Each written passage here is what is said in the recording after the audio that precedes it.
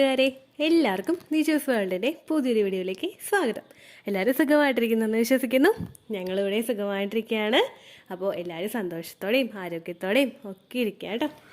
എൻ്റെ പ്രഗ്നൻസിയുടെ സമയത്ത് എനിക്ക് ഏറ്റവും കൂടുതൽ വേഴ്സ് ആയിട്ടുണ്ടായിരുന്ന ഒരു ഏർലി പ്രഗ്നൻസി ലക്ഷണത്തിനെ പറ്റിയിട്ടാണ് നിങ്ങളോട് സംസാരിക്കുന്നത് കേട്ടോ.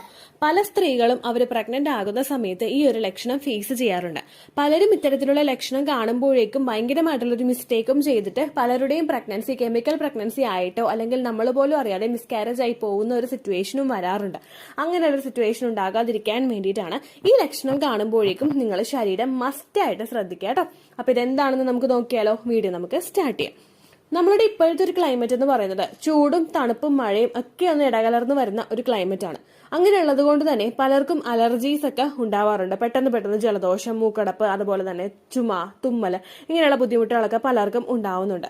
പക്ഷേ പ്രഗ്നന്റ് ആകുന്ന ഒരു സ്ത്രീയെ സംബന്ധിച്ചിടത്തോളം അവരുടെ ഇമ്മ്യൂണിറ്റി ഭയങ്കരമായിട്ട് വീക്കായിരിക്കും. ഓൾറെഡി അലർജീസ് അങ്ങനെയുള്ള ബുദ്ധിമുട്ടുകളൊക്കെ ഉള്ളവർ, അതായത് ഡസ്റ്റ് അലർജി ഉള്ളവര്, പെട്ടെന്ന് നമ്മളിപ്പോൾ ഒന്ന് മഴ നനഞ്ഞു കഴിഞ്ഞാൽ അപ്പം തന്നെ ജലദോഷം വരുന്നവര്, അതുപോലെ ഒന്ന് മഞ്ഞ് കൊണ്ടു കഴിഞ്ഞാൽ അപ്പം തന്നെ തുമ്മലും ജലദോഷവും അലർജീസും ഒക്കെ ഉണ്ടാവുന്നവർക്കൊക്കെ ഏറ്റവും കൂടുതൽ ബുദ്ധിമുട്ടുകൾ ഉണ്ടാകുന്ന ഒരു സമയമാണ് പ്രഗ്നൻസിയുടെ ടൈം എന്ന് പറയുന്നത്. ഒരുപാട് ബുദ്ധിമുട്ടുകൾ ഉണ്ടാകും എന്ന് നമുക്ക് പറയാനായിട്ട് സാധിക്കില്ല. പക്ഷേ അവർക്ക് അലർജീസ് കണ്ടിന്യൂസ് ആയിട്ട് വരാനായിട്ടുള്ള സാധ്യതകൾ വളരെയധികം കൂടുതലാണ്. എന്റെ ഫസ്റ്റത്തെ പ്രഗ്നൻസിയിൽ എന്റെ മോള് പ്രഗ്നന്റ് ആയിരിക്കുന്ന സമയത്ത് എനിക്കുണ്ടായിരുന്ന ഒരു ബുദ്ധിമുട്ടായിരുന്നു. പ്രഗ്നൻസിക്ക് മുൻപ് തന്നെ എനിക്കുണ്ടായിരുന്ന ഒരു ബുദ്ധിമുട്ടായിരുന്നു ഡസ്റ്റ് അലർജി. അതായത് പൊടി ഭയങ്കരമായിട്ട് എനിക്ക് അലർജി ആയിരുന്നു. ആ ഒരു പൊടി അടിച്ചു കഴിഞ്ഞ് ഞാൻ ഒരു ദിവസം വരെ ഞാൻ നിർത്താതെ തുമ്മുമായിരുന്നു. ഏകദേശം ഒരു ഉച്ച അല്ലെങ്കിൽ ഒരു വൈകുന്നേരം വരെയൊക്കെ ഫുള്ളായിട്ട് അങ്ങോട്ട് തുമ്മിയിട്ട് അതിനുശേഷം തളർന്നായിരുന്നു കിടന്ന് ഉറങ്ങിക്കൊണ്ടിരുന്നേ കേട്ടോ. അപ്പൊ ആ ഒരു സിറ്റുവേഷൻ എനിക്ക് മോളെ പ്രഗ്നന്റ് ആയിരുന്ന സമയത്ത് ഭയങ്കര വേഴ്സ് ആയിരുന്നു. കാരണം പെട്ടെന്ന് എനിക്ക് ജലദോഷം വരാനായിട്ട് തുടങ്ങി. ഒരു മാസത്തിൽ 2 തവണയെങ്കിലും ജലദോഷം ഉണ്ടാകും. ഒരു ദിവസം ഫുള്ള്, ഒരു മാസത്തിൽ ഒരു ദിവസമെങ്കിലും ഫുള്ള് നിർത്താതെ അങ്ങോട്ട് തുമ്മിക്കൊണ്ടിരുന്നു. അപ്പൊ ഈ ബുദ്ധിമുട്ടുകളൊക്കെ ഡോക്ടറോട് പറയുമായിരുന്നു കേട്ടോ.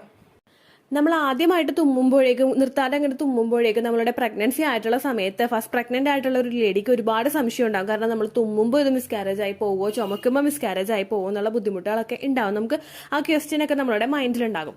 അങ്ങനെ ഈ കാര്യം ഡോക്ടറോട് ചോദിച്ചപ്പോഴേക്കും അവർ പറഞ്ഞൊരു കാര്യമാണ്, പ്രഗ്നന്റ് ആകുന്ന ഒരു സ്ത്രീക്ക് അവരുടെ ഇമ്മ്യൂണിറ്റി ഭയങ്കര വീക്കായിരിക്കും. ഈ ഇമ്മ്യൂണിറ്റി വീക്ക് ആകുമ്പോഴേക്കും നമുക്ക് റെക്കറന്റ് ആയിട്ട് അലർജീസ് ഉണ്ടാകാനായിട്ടുള്ള സാധ്യതകൾ കൂടുതലായിരിക്കും. പിന്നെ നമ്മളിങ്ങനെ ചുമച്ചു എന്ന് വിചാരിച്ചു, നമ്മൾ തുമ്മിയെന്ന് വിചാരിച്ചു, അതൊരിക്കലും കുഞ്ഞിന് ഹാംഫുൾ ആവില്ല. കാരണം കുഞ്ഞ് പ്രൊട്ടക്റ്റഡ് ആയിട്ടുള്ള ലെയേഴ്സിനകത്താണ് കുഞ്ഞ് സ്ഥിതി ചെയ്യുന്നത്. അതുകൊണ്ട് തന്നെ നമ്മളൊന്ന് ചുമച്ചാലോ ഒന്ന് ആഞ്ഞു തുമ്മിയാലോ ഒന്നും ആ ഒരു പ്രഗ്നൻസി ഏർലി സ്റ്റേജിലൊന്നും മിസ്കാരേജ് ആയി പോകാനായിട്ടുള്ള ഒരു സാധ്യതയും ഇല്ല എന്ന് അവർ പറഞ്ഞിട്ടുണ്ടായിരുന്നു. അതുപോലെ തന്നെ മറ്റുള്ളൊരു കാര്യം കൂടി പറഞ്ഞിട്ടുണ്ടായിരുന്നു. ഇങ്ങനെയുള്ള ഇൻഫെക്ഷൻസ് ഒക്കെ വരുമ്പോഴേക്കും നമ്മൾ പ്രധാനമായിട്ട് ശ്രദ്ധിക്കണം. ഇൻഫെക്ഷൻസ് കൂടി പോയി കഴിഞ്ഞാൽ, ഒരു തുമ്മല് കൂടുതലായിട്ട് വന്ന് നമുക്ക് ജലദോഷമായി, നമുക്ക് കഫക്കെട്ടായി കഴിഞ്ഞ് കഴിഞ്ഞാൽ നമ്മൾ അൺവാണ്ടഡ് ആയിട്ട് ആന്റിബയോട്ടിക്സ് എടുക്കേണ്ടതായിട്ടുള്ള ഒരു സിറ്റുവേഷൻ വരും. ആക്ച്വലി നമ്മളൊന്ന് വിചാരിച്ചു കഴിഞ്ഞാൽ കൺട്രോൾ ചെയ്യാൻ പറ്റുന്ന ആ ഒരു സിറ്റുവേഷനിൽ നമ്മളത് വിചാരിക്കാതെ നമ്മൾ ഡോക്ടറെ കാണേണ്ട, നമ്മൾ സ്വയം ട്രീറ്റ്മെന്റ് ചെയ്താൽ മതി എന്ന് വിചാരിച്ചിട്ട് നമ്മൾ അങ്ങനെ നീട്ടി പോകുമ്പോഴേക്കും അത് ആന്റിബയോട്ടിക്സ് നമ്മൾ ആവശ്യമില്ലാതെ എടുക്കേണ്ട ഒരു സിറ്റുവേഷൻ ഉണ്ടാകും. അപ്പൊ ആ കാര്യങ്ങളോട് നിങ്ങൾ ശ്രദ്ധിക്കണം കേട്ടോ. പ്രഗ്നന്റ് ആകുന്ന ഒരു സ്ത്രീയെ സംബന്ധിച്ചിടത്തോളം ഏറ്റവും കൂടുതൽ അലർജീസ് ഉണ്ടാകുന്നതിനായിട്ടുള്ള പ്രധാനപ്പെട്ട 2 കാരണങ്ങളുണ്ട്. ഏറ്റവും ആദ്യത്തെ ഒരു റീസൺ എന്ന് പറയുന്നത് ഈസ്ട്രജൻ ഹോർമോണിന്റെയും പ്രൊജസ്ട്രോൺ ഹോർമോണിന്റെയും ഇൻക്രീസ്. പ്രഗ്നന്റ് ആകുമ്പോഴേക്കും ആ ഒരു പ്രഗ്നൻസി സർവൈവ് ചെയ്ത് മുൻപോട്ടേക്ക് കൊണ്ടുപോകണമെങ്കിൽ നമ്മളുടെ ശരീരത്തിൽ ഈസ്ട്രജൻ ഹോർമോണും പ്രൊജസ്ട്രോൺ ഹോർമോണും ഇൻക്രീസ് ആകണം. നമ്മളുടെ സാധാരണയായിട്ട് നമുക്ക് പ്യൂബർട്ടി കഴിഞ്ഞിട്ടുള്ള ഒരു സമയങ്ങളിൽ ഏറ്റവും കൂടുതൽ ഈ ഹോർമോൺസ് 2 ടൈപ്പായിട്ടാണ് നമുക്ക് വർക്ക് ചെയ്യുന്നത്. ആദ്യത്തെ ഫേസിൽ, അതായത് നമ്മുടെ ഫോളിക്കുലർ ഫേസിൽ ഈസ്ട്രജൻ ഹോർമോണും ലൂട്ടിയൽ ഫേസിൽ പ്രൊജസ്ട്രോൺ ഹോർമോണും. ഇതിന്റെ 2ന്റെയും ഇൻക്രീസ് ഒരുമിച്ച് നമുക്ക് ഉണ്ടാകുന്നത് പ്രഗ്നൻസി ആകുന്ന ആ ഒരു സമയത്താണ്. അപ്പോൾ ആ ഒരു ചേഞ്ച് നമ്മളുടെ ശരീരം ഫസ്റ്റ് ആയിട്ട് അക്സെപ്റ്റ് ചെയ്യുകയാണ്. അങ്ങനെ ഒരു ചേഞ്ചസ് അവിടെ വരുമ്പോഴേക്കും ഓൾറെഡി നമ്മുടെ ബോഡി ഭയങ്കര വീക്കായിരിക്കും. പ്രഗ്നൻസിയുടെ ഒരു ഹോർമോൺ ചേഞ്ചസും അതുപോലെ തന്നെ പ്രഗ്നൻസി ആകുമ്പോൾ ഉണ്ടാകുന്ന മൂഡ് സ്വിങ്സ്, മറ്റുള്ള ലക്ഷണങ്ങൾ, ഇതെല്ലാം കൊണ്ട് നമ്മളുടെ ബോഡി വീക്കായിരിക്കും. അതുപോലെ തന്നെ പ്രഗ്നന്റ് ആകുന്ന സമയത്ത് നമ്മളുടെ ആ ഒരു നമ്മുടെ ഇമ്മ്യൂണിറ്റിയും ഭയങ്കരമായിട്ട് വീക്കായിരിക്കും. അതുകൊണ്ട് തന്നെ പെട്ടെന്ന് നമുക്ക് അലർജീസ് ഉണ്ടാകാനായിട്ടുള്ള സാധ്യതകളുണ്ട്. രണ്ടാമത്തെ ഒരു റീസൺ എന്ന് പറയുന്നത്, നമ്മൾ ഏറ്റവും കൂടുതൽ നമ്മളുടെ ശരീരത്തിൽ ഒരു ഡ്രാസ്റ്റിക് ആയിട്ടൊരു ചേഞ്ച് വരുന്ന സമയത്ത്, നമ്മുടെ പ്യൂബർട്ടി, നമ്മുടെ പ്രഗ്നൻസി, നമ്മളുടെ മെനോപോസ്, ഡെലിവറി ടൈം, അങ്ങനെയുള്ള ടൈമിലൊക്കെ പെട്ടെന്ന് നമ്മളുടെ ശരീരത്തിൽ ഒരുപാട് മാറ്റങ്ങൾ ഉണ്ടാകുന്നു. ഈ മാറ്റങ്ങളുമായിട്ട് നമ്മളുടെ ശരീരം ഉൾക്കൊള്ളാനായിട്ട് കുറച്ച് ടൈം എടുക്കുന്നതിന്റെ ഭാഗമായിട്ടും നമ്മളുടെ ഇമ്മ്യൂണിറ്റി സിസ്റ്റം ഭയങ്കരമായിട്ട് ലോ ആയി പോകും. ഇതിന്റെ കാരണമായിട്ടും നമുക്ക് ഒരുപാട് സ്ത്രീകൾക്ക് പ്രഗ്നന്റ് ആകുന്ന സമയത്ത് അവർക്ക് ഇമ്മ്യൂണിറ്റി കുറവ് മൂലം മറ്റുള്ള അലർജീസും ബുദ്ധിമുട്ടുകളും ഒക്കെ ഉണ്ടാവാറുണ്ട്. ഏറ്റവും കൂടുതൽ ഈ ഒരു ബുദ്ധിമുട്ടുകൾ ഉണ്ടാകാനായിട്ടുള്ളൊരു കാരണം നമ്മളുടെ ആ ഒരു ഇമ്മ്യൂണിറ്റി ഏറ്റവും കൂടുതൽ സപ്പോർട്ട് കൊടുക്കുന്നത് കുഞ്ഞിനെ സപ്പോർട്ട് ചെയ്യാൻ വേണ്ടിയിട്ടായിരിക്കും. അമ്മയ്ക്ക് കൊടുക്കുന്ന സപ്പോർട്ടിനേക്കാളും കൂടുതൽ കുഞ്ഞിനെ ആ ഒരു ഏർലി സ്റ്റേജിൽ ആ ഇമ്മ്യൂണിറ്റി കൂടുതലായിട്ട് കൊടുത്ത് അവർ സപ്പോർട്ട് ചെയ്യാനായിട്ട് നമ്മളുടെ ശരീരം സപ്പോർട്ട് ചെയ്യാനായിട്ട് തുടങ്ങും. അതുകൊണ്ടാണ് സ്ത്രീകൾക്ക് ഇമ്മ്യൂണിറ്റി വീക്കായി പോകുന്നത് കേട്ടോ. ഈ ഇമ്മ്യൂണിറ്റി കുറഞ്ഞു കഴിയുമ്പോൾ നമുക്കുണ്ടാകുന്ന അലർജി സിംറ്റംസ് എന്തൊക്കെയാണെന്ന് നമുക്ക് അടുത്തതായിട്ട് നോക്കാം.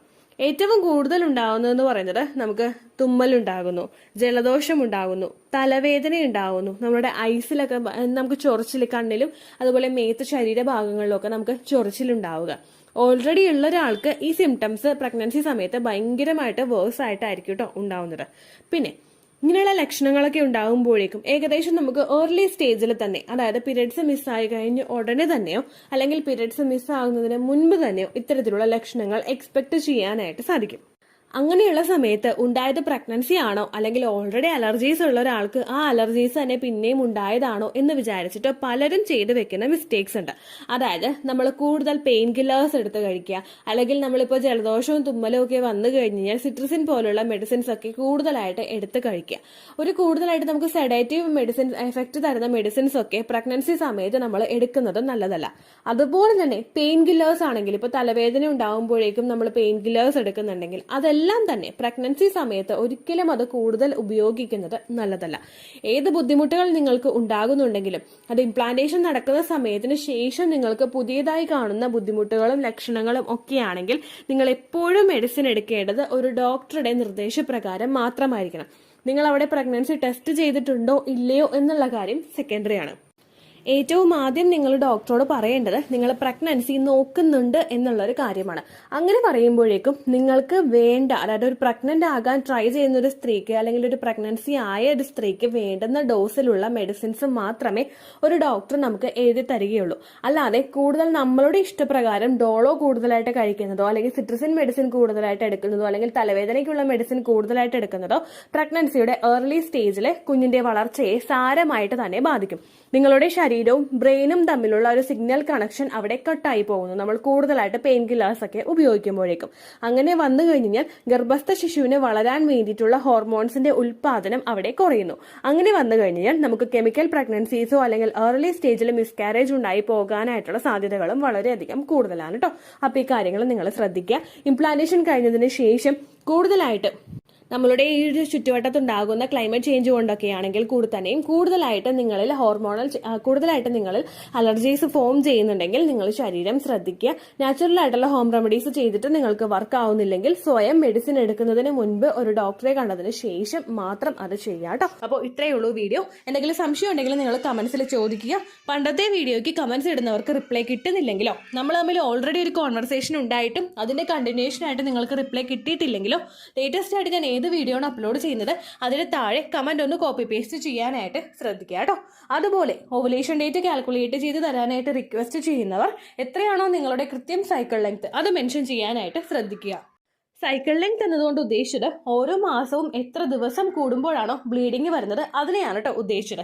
അതായത് ജനുവരിയിൽ നിങ്ങൾക്ക് ഒരു 1-ാം തീയതിയാണ് ബ്ലീഡിങ് വന്നതെങ്കിൽ ഫെബ്രുവരിയിൽ നിങ്ങൾക്ക് 2-ാം തീയതിയാണ് ബ്ലീഡിങ് വരുന്നതെങ്കിൽ ജനുവരി 1-നെ ഡേ 1 ആയിട്ടെടുത്ത് ഫെബ്രുവരി 2 വരെ എത്ര ദിവസമുണ്ടോ അത് എണ്ണി പറയുന്നതാണ് സൈക്കിൾ ലെങ്ത് എന്നതുകൊണ്ട് ഉദ്ദേശിച്ചത് കേട്ടോ.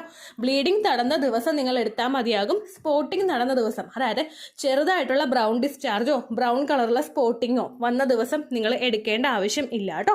അപ്പോൾ ഇതുപോലെ തന്നെ നിങ്ങൾ ശ്രദ്ധിക്കുക. സൈക്കിൾ ലെങ്ത് ചോദിക്കുന്ന സമയത്ത് എന്നാണോ ഡേറ്റ് അത് നിങ്ങൾ മെൻഷൻ ചെയ്യാതിരിക്കുക. അതായത് ചില ആളുകൾ ജനുവരി 16 ഫെബ്രുവരി 14 അങ്ങനെ പറയും. അങ്ങനെ പറഞ്ഞുകൊണ്ട് കാര്യമില്ല കേട്ടോ. അപ്പോൾ ഇത്രയേ ഉള്ളൂ വീഡിയോ. അടുത്തൊരു യൂസ്ഫുൾ വീഡിയോ ആയിട്ട് നമുക്ക് വീണ്ടും കാണാം. ബൈ.